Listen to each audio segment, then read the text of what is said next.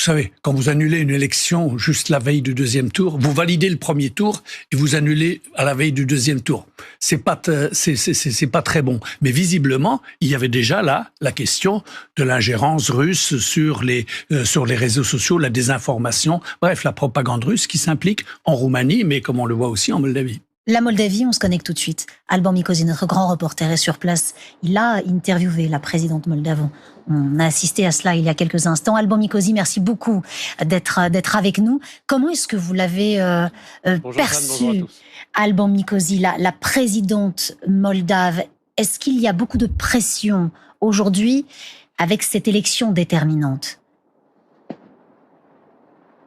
Oui, bien sûr, il y a de la pression, une pression très forte sur elle parce qu'elle est présidente d'un pays dans lequel le scrutin, vous savez, il est très incertain. Il n'y a pas une certitude, loin de là, que le camp occidental va gagner, aussi pour des raisons simplement démographiques. Il y a 2,5 millions d'habitants en Moldavie, il y a une partie non négligeable qui est russophone.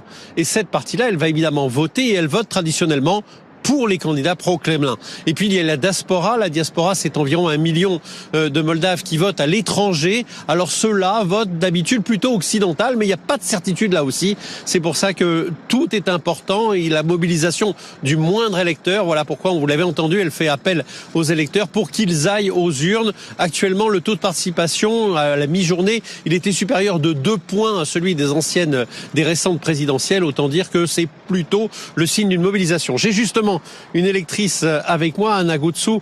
Plus qu'une électrice, vous êtes une des responsables de l'académie, de l'université ici en Moldavie. Ces élections, elles sont importantes pour la Moldavie, mais aussi pour nous, les Européens.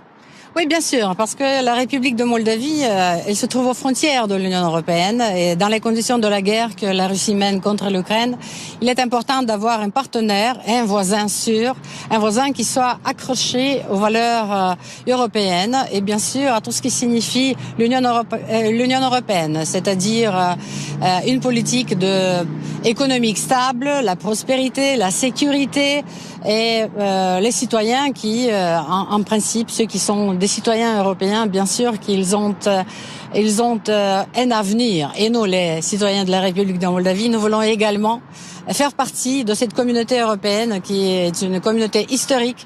Et en République de Moldavie, je suis quand même optimiste. Je crois que les pro-occidentaux vont gagner. Il n'empêche qu'il y a des ingérences russes très importantes. Il y a eu des fake news par dizaines. Pour vous donner une idée, 21 des 26 bureaux de vote de Chisinau ont fait l'objet d'attaques informatiques. Ça vous donne une idée de l'ambiance aujourd'hui ici. Il y a des ingérences russes nombreuses